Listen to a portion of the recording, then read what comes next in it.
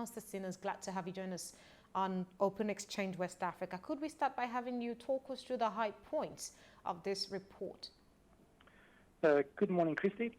Over the past 6 months, we have taken numerous rating actions on African banks, and in most cases, these actions were preceded by similar actions on the government, on the sovereign ratings. We identify 4 reasons as to why this is the case.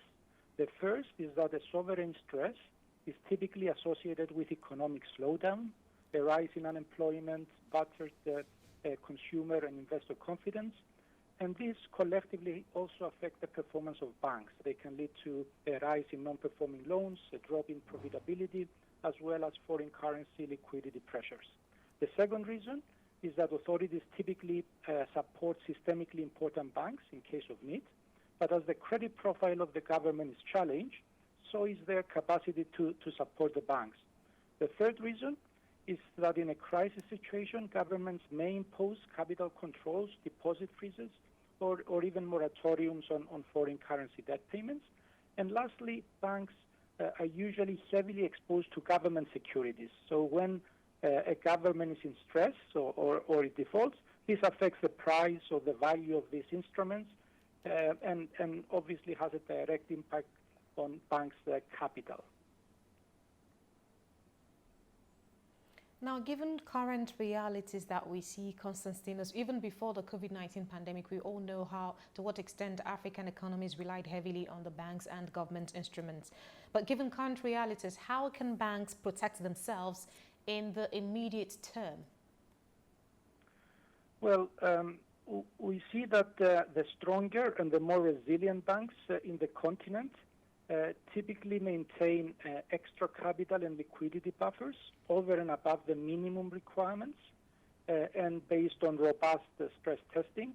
We also see the stronger banks investing in developing their risk management processes, with regulatory authorities also making similar investments in their supervisory capabilities. And also importantly, the most successful banks invest in technology and digitization, and this helps reduce costs, but also it helps to tap the continent's large unbanked and underbanked population, and this of course creates more revenue for the banks. So looking at the connection again, African banks being heavily invested in government bonds, banks being strongly tied to financial strength of the government. It's a really cyclical situation and relationship there. But what can Africa's backup plan be away from reliance on government bonds and the banks? Is this a possibility to look in another direction? Well, the banks hold government securities for many reasons: to meet liquidity requirements, as investments where they have limited appetite for private sector loans, or where large deficit is crowding out the private sector.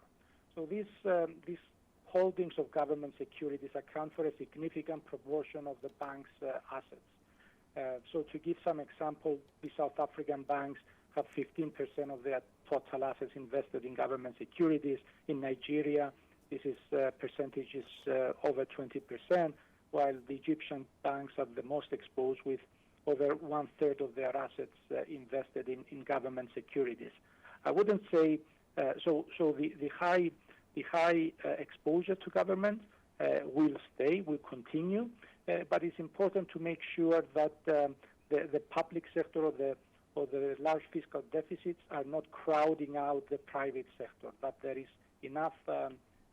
The banks have enough money to also finance the private sector.